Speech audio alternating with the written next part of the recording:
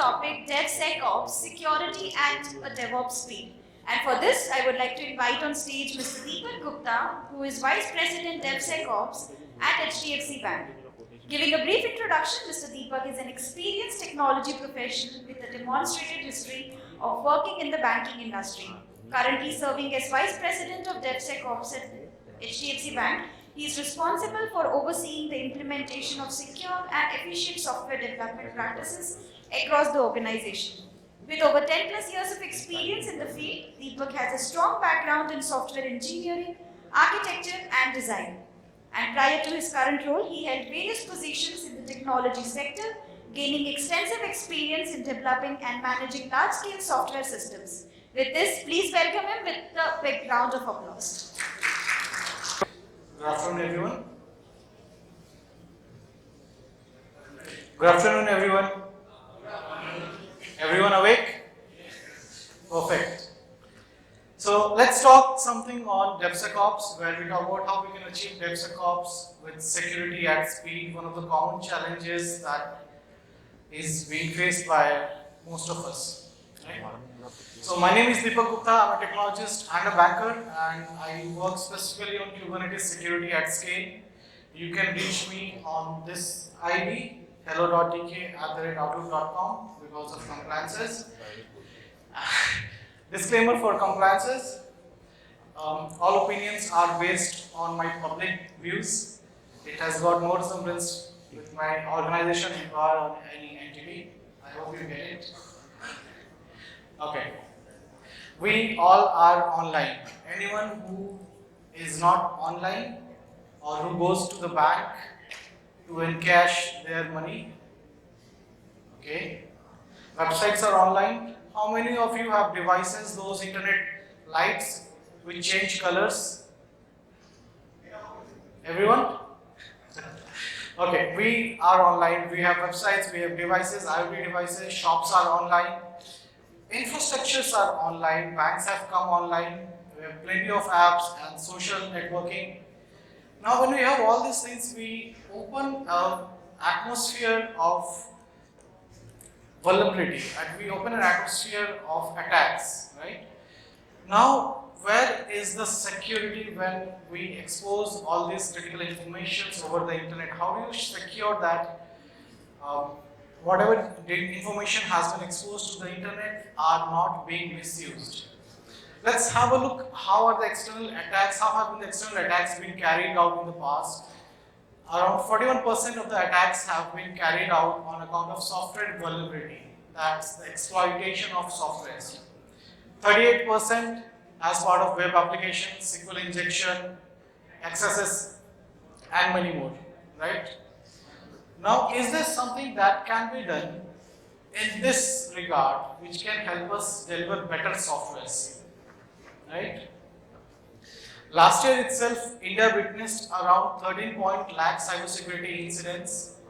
Now, that's the count or the number that has been presented by the government. So, unofficial count you can expect a bit definitely on the higher side. So, let's talk about DevOps and what is DevSecOps. I hope everybody knows what is DevOps. It's just infinity and it goes on every time there's an infinity. What are the core benefits of DevOps? My organization was struggling. Like some XYZ organization has been struggling. They had their website deployment twice a year because they had used some WordPress or MySQL sometimes, and they used to do it manually.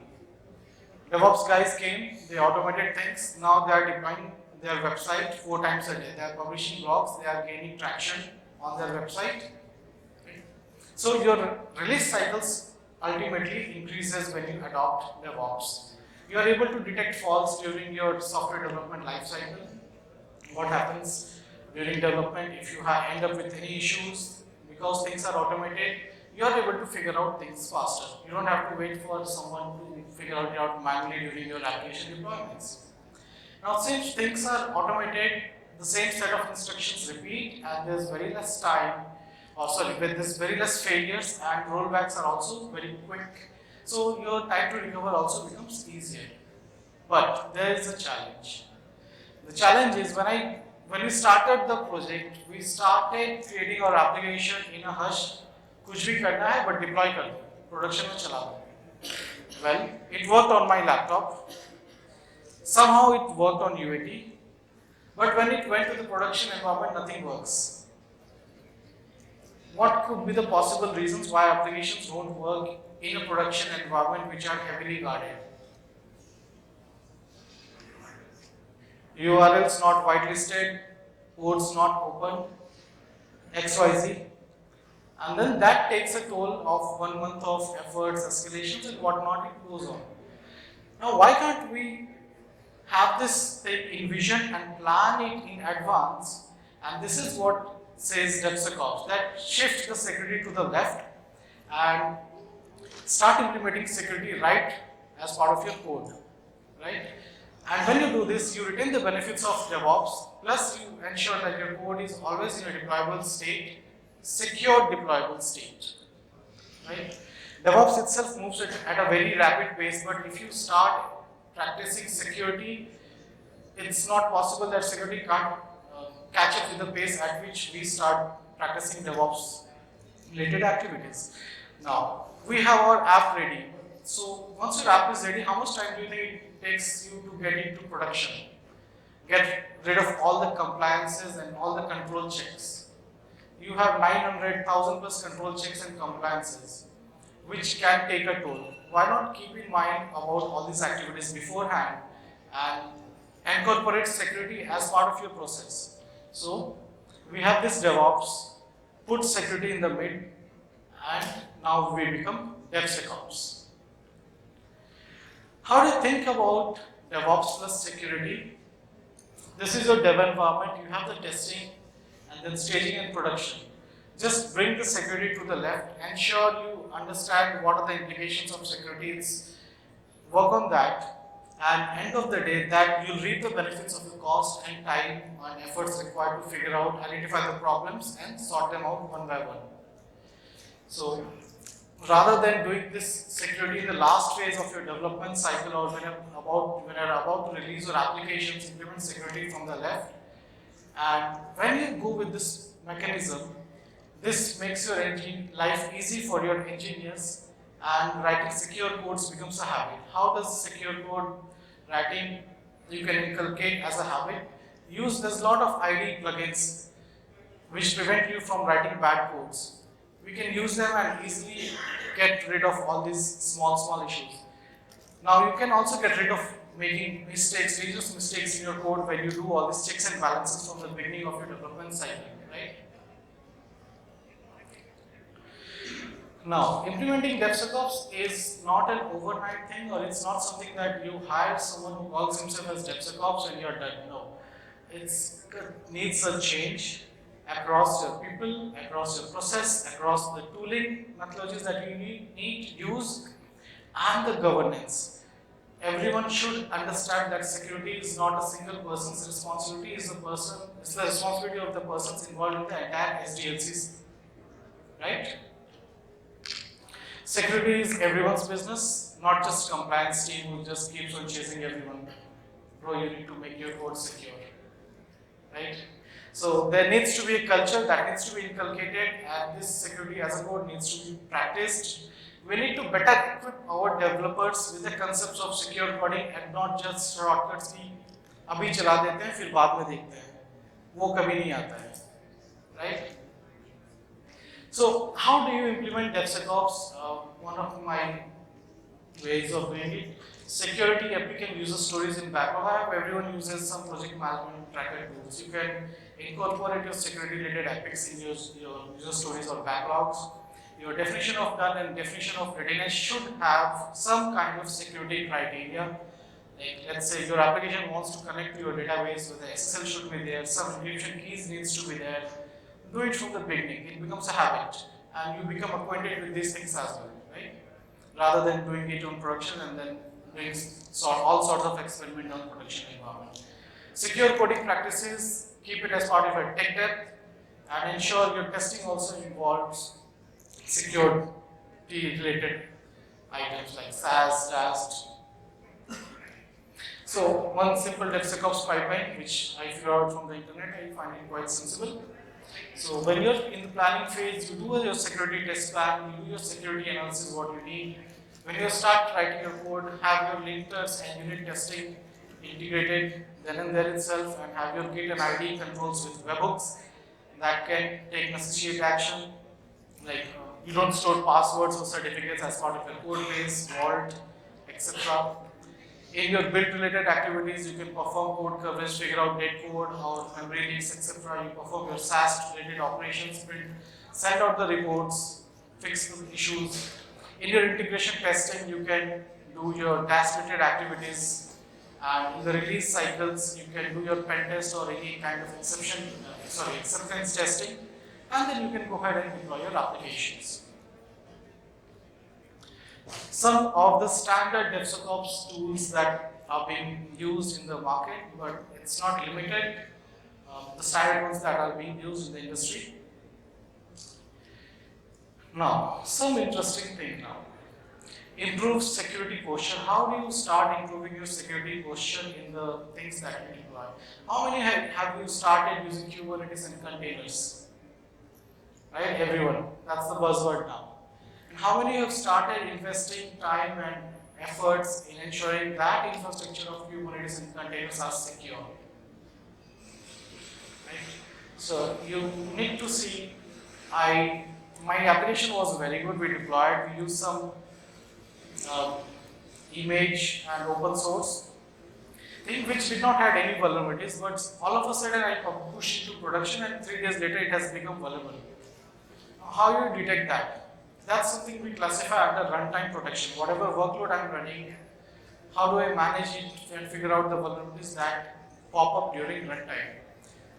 Is my environment compliant with the CIS benchmarking? Right?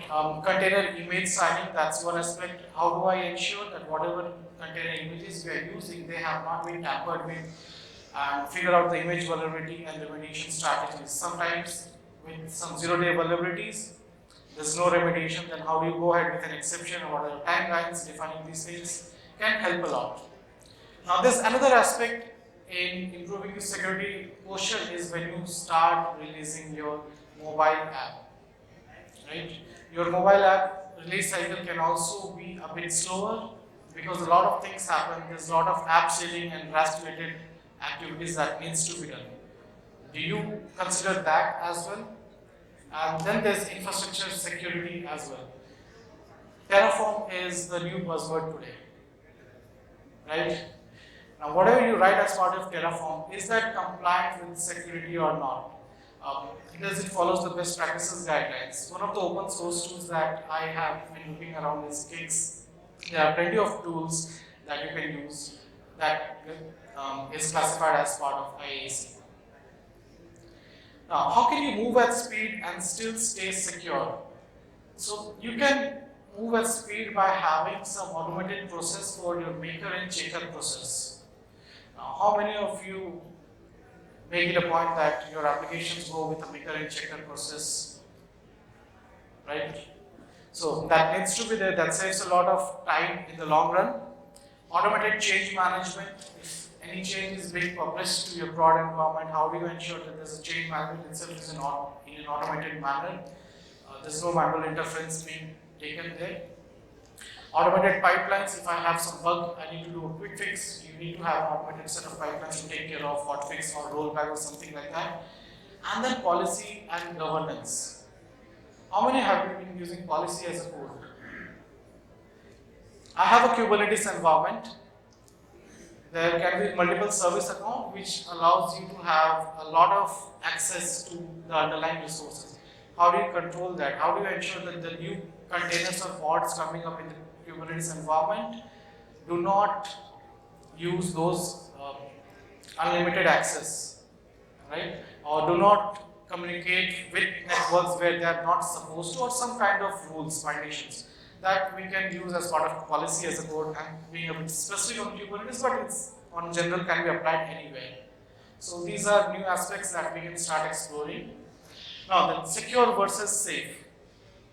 Now, secure and safe DevOps are both with terminology is very important and used quite interchangeably.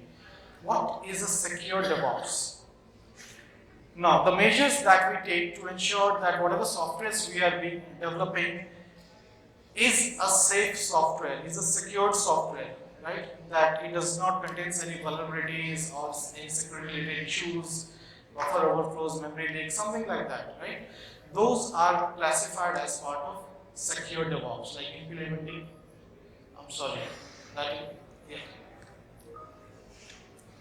like implementing security controls, vulnerability assessment, performing pen tests, etc. Now, safe DevOps. Like I try to book an Uber or Ola, do I expect them to be down at any point of time when I really need them the most? No. That's safe DevOps. What are the measures you are taking to ensure that the softwares that you are deploying or develop is fault resilient? It's a reliable software, right? How do you ensure that you have high availability, or do you have a disaster recovery plan? Some place flood has come and PC is full flooded, or you have power outage. How can you shift back? Do you have a DR? Or can your applications, are they fault tolerant? These kind of things are classified as safe DevOps. So some of the references that I have used to create my slides. So that's all for now.